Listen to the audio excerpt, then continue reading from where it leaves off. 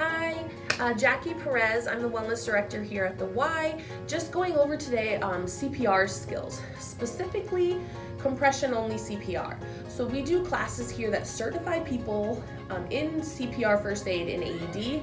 However, a lot of organizations are urging people to just be aware of and know how to do compression-only CPR if they're unable to get to a class and become fully certified.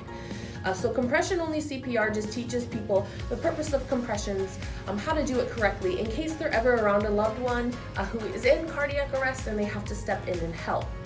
So what we're trying to do with compression-only CPR, or with the compression specifically, is this external force that we're putting over the chest. So if somebody's in cardiac arrest, their heart's not functioning properly, and to keep somebody kind of in a better position before EMTs come, we're stepping in externally with compressions to help circulate oxygen throughout the body, because without the heart pumping, that's not happening.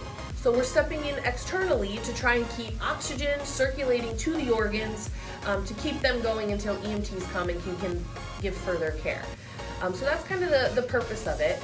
This is an adult victim, so we'll be going over that. So for an adult victim, the compressions, you want to have the chest depth about 2 inches when we're doing compressions.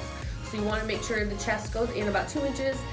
Really easy to feel and see on a plastic dummy. It's going to feel and look and sound a little bit different on a live victim, but we want to get the chest to go in at least 2 inches. You also want to make sure you let the chest rebound. So when we're doing compressions, we're not staying compressed into the chest, that we let it rise every time in between.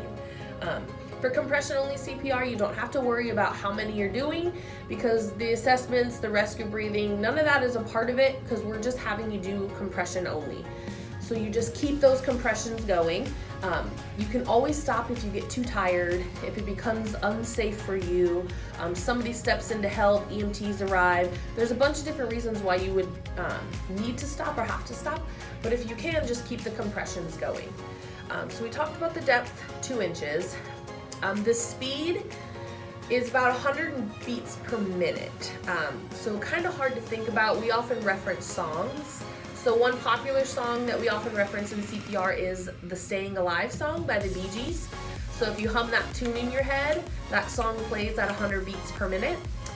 Or if you have little ones at home like myself, the song Baby Shark is very popular. That's another song that also plays at 100 beats per minute. So we want to keep that rate. We want to compress the chest at least 2 inches and let it rebound in between. And we're just following that through and through and through until you have a reason that you need to stop. So this victim, of course, doesn't have any clothes on. You don't have to take off jackets, clothes, sweatshirts to do CPR. We're just taking the fatty part of the hand and finding the center of the chest.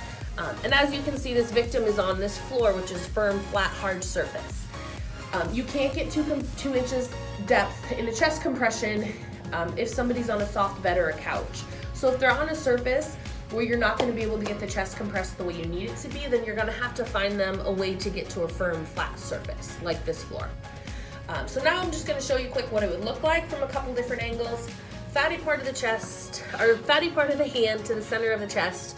We're going to interlace our fingers.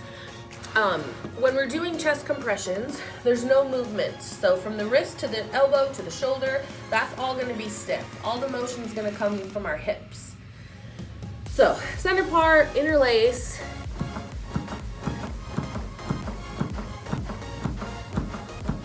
Okay, so let me show you kind of a little bit different angle so you get an idea. So again, fatty part, center of the chest.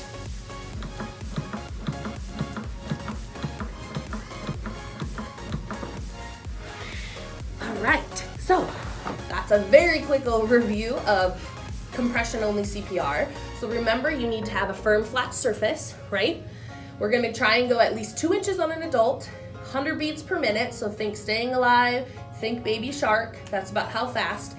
And with compression-only CPR, that's all you're going to be doing. Compress the chest at that rate until you have a reason that you need to stop, or EMTs step in and are able to help. So good luck, everybody, and stay safe.